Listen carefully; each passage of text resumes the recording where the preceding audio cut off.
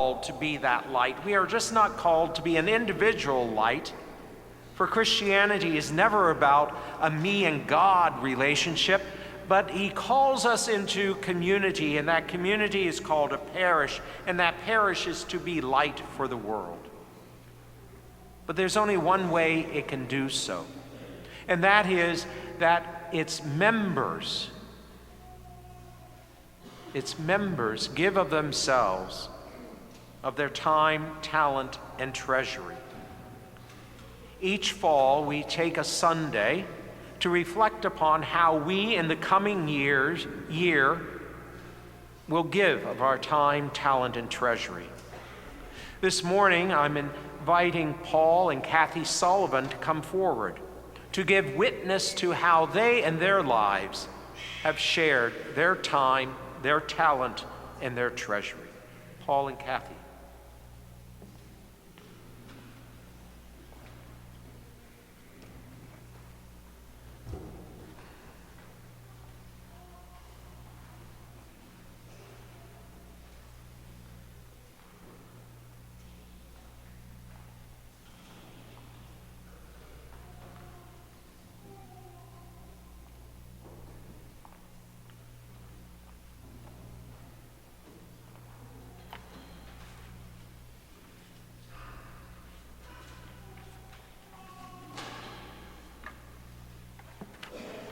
Good morning. I am Kathleen Sullivan, and this is my husband, Paul. We were asked by Monsignor to share our thoughts on time, talent, and treasure within the vision of the Catholic Church. In order to do that, I need to give you some background information on the Sullivans. As I said, I'm Kathleen Sullivan, but to those near and dear, I'm Kathy, Mom, Grandma, and a fellow parishioner. I grew up in Illinois. I attended elementary school and high school in the same neighborhood. I graduated from Northern Illinois University with an education degree in 1968. In 1968, I married the love of my life, Paul Sullivan, also known as Dad, PJ, Major General, and a fellow parishioner. We have a lot in common most days and not so much other days. I guess that's why we've been married for 56 years. In 1968, I began teaching 5th grade in Rantoul, Illinois, as Paul finished his degree in aeronautical engineering. After graduation, we look forward to our move to Rockford, Illinois, Paul's new job at Woodward Governor Company, and the birth of our first child, Kelly. We were away from our family and all that we knew, trying to reestablish ourselves in our new home and life together. We decided to get involved, and what better way than to join the local Catholic Church? We knew about our Catholic faith and we wanted to be closer to God.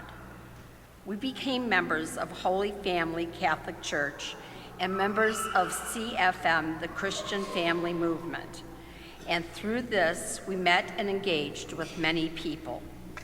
Best of all, our love grew, our faith grew, and we had the support of a community to help to explore the unknown adventures in front of us. We became immersed in parish life and outreach, and we are now a part of a parish family. In the winter of 1969, the Vietnam War was raging. The draft board instituted the draft lottery. New baby, new job, new classification, number 8 on the lottery draw. This changed life as we knew it. Paul joined the Air Force, and Kelly and I moved back home. We have had moves to Texas, Alabama. I taught CCD in Alabama. Back to Texas, back home again for Kelly and I, as Paul attended 2 schools. Valdosta, Georgia, flight instructor, the birth of our son, Kevin. A move to Fort Walton Beach, Florida. I also taught CCD there, and we were members of the Marriage Encounter movement. We had a substantial amount of moves in our lives.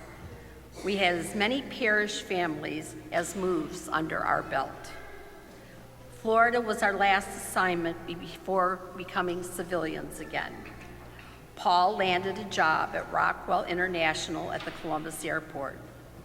We moved to Gahanna, where Paul joined the Air National Guard. Later left Rockwell to start his own business and saw the birth of our two youngest daughters, Kate and Kara. We became members of St. Matthew's, teaching CCD, doing pre-Cana, joining marriage encounter and prayer groups. 40 years ago, we moved to Lancaster and joined St. Mark's, and I reignited my teaching career, donating our time and talent where we could. Our granddaughter, Riley, joined us in residence and became our sidekick, but the quiet life was soon to be filled with more deployments. Remember I said he joined the Guard? We had our parish families to support us. After 9/11, we left our house empty and took 2 more assignments to Washington, D.C. and Colorado Springs before becoming civilians again. Through all this, supporting us in our Catholic faith, family, and life. We support the church because it has been supporting our family for 56 years.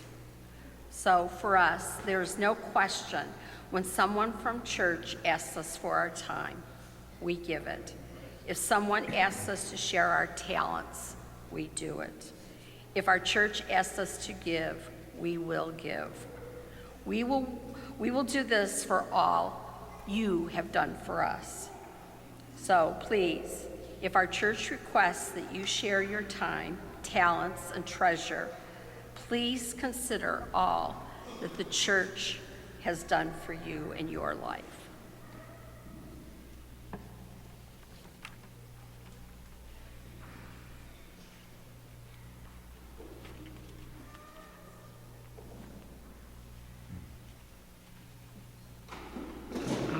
You may be about to witness a miracle.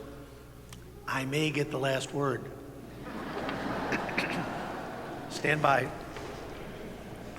We wanted, Kathy mentioned, we have been incredibly blessed in our life. So many moves, so many different churches, always welcomed into a church family. As we have felt with St. Mark closing and coming here to St. Mary, we thank all of you, and we recognize the sacrifices that have been made to build and maintain this beautiful house of God. So thank you, your parents, your grandparents perhaps, who have all contributed over the years to this, and we get to take advantage of it now. That's not lost on us. When we're considering our charitable contributions, and this isn't, a one-time thing for any of us, it's a commitment. I think that the church asks for us to make every day a commitment to prayer, a commitment to service, and a commitment to donate when we can. Just a side note, I was served with many Christian but not Catholic necessary ministers, and he said, well, the pitch is simple to people. You just say, reach in them jeans, pull out them greens. Don't make the preacher scream and shout. Turn your pockets inside out. That's not exactly what we're talking about today. We look at a number of things from the Catechism in paragraph 2043 in the precepts of the church. The 5th precept is, you shall help to provide for the needs of the church. It means that the faithful are obliged to assist with the material needs of the church, each according to his ability. We think about and pray about, when we make a commitment, and a long-term commitment for us, Abel's gift in Genesis chapter 4 and Cain's gift. Abel's was of his first and best, and I think that's what God expects of us and is due from us. And further in Genesis, the name of that priest that you just heard in the second reading, Melchizedek, met with Abram in chapter 14 with these words, blessed be Abram by God Most High, the creator of heaven and earth. And blessed be God Most High, who delivered the foes into your hand.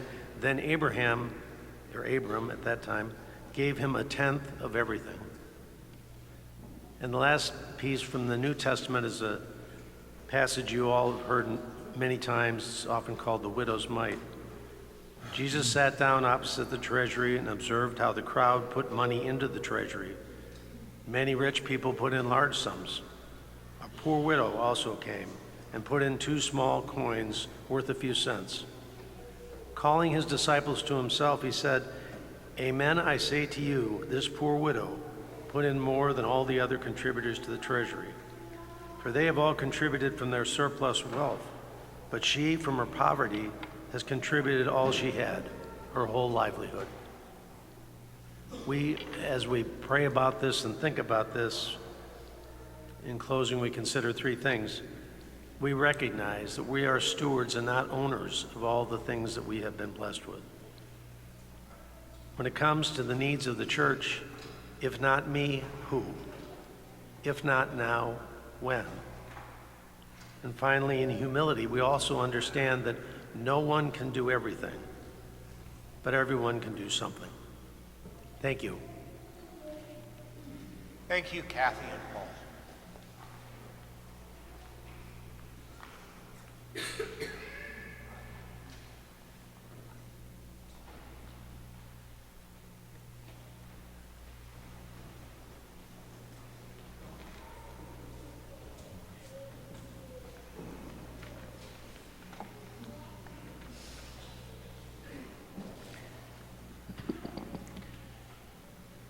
These past 12 months have been a tremendous time of change for all of us, as through the direction of Real Presence, Real Future, we've merged the parishes of St. Mark and St. Mary. It's not been easy. It's hard to let go. It's hard to change. And yet, from the very beginning, I saw that these 2 parishes coming together would create something better. And indeed, we have. For by merging the good things that each parish has done, by merging the culture of both parishes, I believe that we are a more vibrant and alive parish. One of the things I looked at very early as we began to merge was the writings of the late Pope Benedict XVI. He wrote about the church in the very first encyclical that he penned after his election as the Supreme Pontiff. And he talked about the 3 reasons why the church exists. And this can be understood either as the universal church, as he was head of as the successor of Peter, or a diocesan church, or indeed a parish church as we are. And those 3 reasons are to worship God, to evangelize, and to care for the poor. And so I began to look at all the many, many good things we do now as a merged parish, and began the process of organizing all of those things. And I charged parish council to do so. And they've worked many, many hard hours putting together a document that will allow all of us to look at how we as the parish of St. Mary are doing in these 3 reasons to exist. Because if we're not doing these 3 things, if we're not worshiping God, if we're not evangelizing, if we're not caring for the poor, then in Pope Benedict's logic, we have no reason to exist. This is our purpose. And so hopefully within, at least hopefully by the beginning of the year, we'll have that document ready. We'll have it in a hard copy, but more importantly, we'll have it online so that everyone can look at that. And through that, begin to discern how they will make a commitment, if not always already doing so, to all 3 of those things. For just as they are the reason for the existence of the church, they're the reason for the existence of a Christian.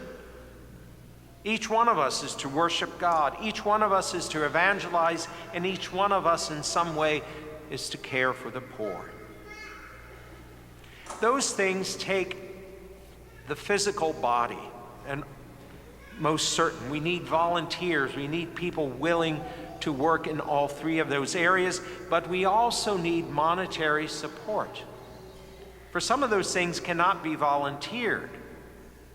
We cannot volunteer all the staff. We cannot volunteer renovating a building. We cannot depend upon volunteers to do all things. Some of those things we need to support with our financial contribution. And that's why this week you'll receive a letter from me and a pledge card. I ask that you read the letter carefully, then prayerfully discern what amount of your income, the tithe that you will give in the coming year of 2025, so that we can continue to fulfill the reason for our existence, to worship God, to evangelize, and to care for the poor. You've noticed, I'm sure, in the weekly bulletin where we publish the very short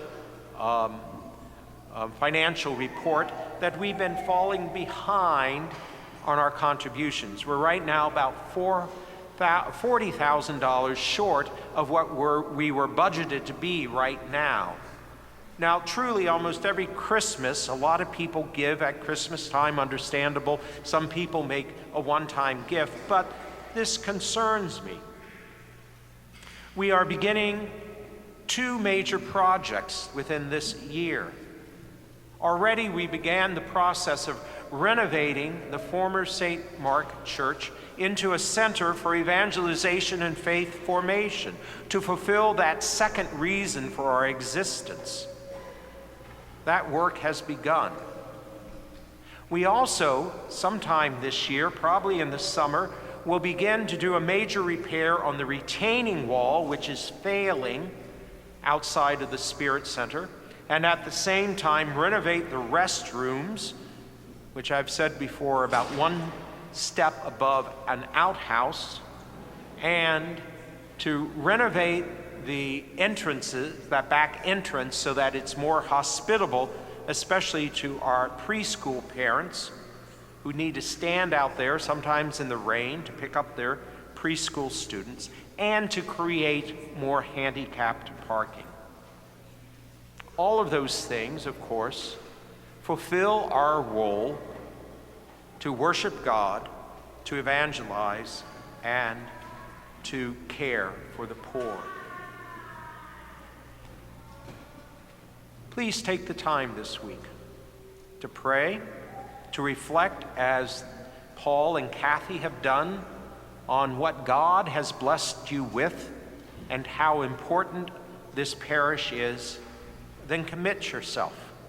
Commit yourself to supporting it financially by a tithe, knowing what percentage you are giving. I think that's very important. And then also by giving of your time and talent.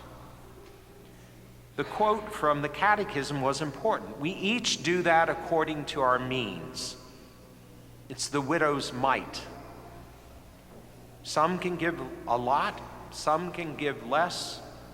Doesn't matter. But all should give something. Thank you.